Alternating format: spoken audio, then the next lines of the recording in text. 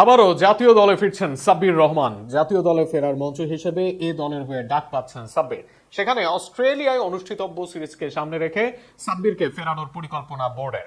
একাধিক গণমাধ্যম নিশ্চিত করেছে এমনই খবর।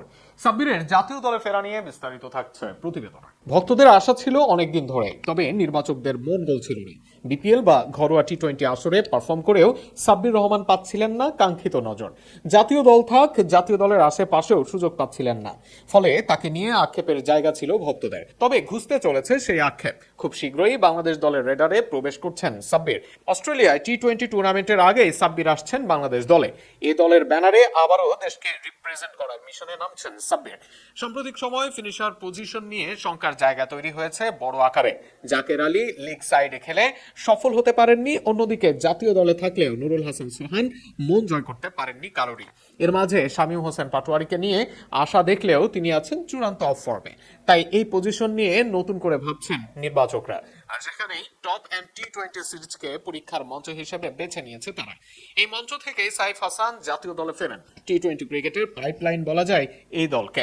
এর আগে একবার টপ এন্ড টি-20তে রানার আপ হয় বাংলাদেশ। অস্ট্রেলিয়ায় হওয়া এই আসরে আবারও খেলতে যাচ্ছে বাংলাদেশ এ দল। আর সেখানেই এবার সুযোগ পেতে যাচ্ছেন সাব্বির রহমান। অর্থাৎ সাব্বির রহমানের জন্য দরজা খুলে গেল এবার। একাধিক গণমাধ্যমের মতে টপ এন্ড টি-20 সিরিজে সাব্বিরকে সুযোগ দিয়ে রাখা হবে জাতীয় দলের বিবেচনায়। অর্থাৎ অস্ট্রেলিয়ায় টুর্নামেন্টে পারফর্ম করতে পারলে জাতীয় দলের দরজা সাব্বিরের জন্য খুলে যাবে অটোমেটিক।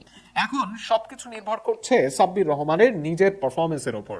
দীর্ঘদিন জাতীয় দলের বাইরে থাকার পর এটি হতে পারে তার ক্যারিয়ারের সবচেয়ে গুরুত্বপূর্ণ সুযোগ। অস্ট্রেলিয়ার কন্ডিশনে ভালো ব্যাটিং করতে পারলে শুধু নির্বাচকদের আস্থায় ফিরে পাবেন না, জাতীয় দলের মিডল অর্ডার ও ফিনিশারের জায়গার জন্য শক্ত দাবি জানাতে পারবেন।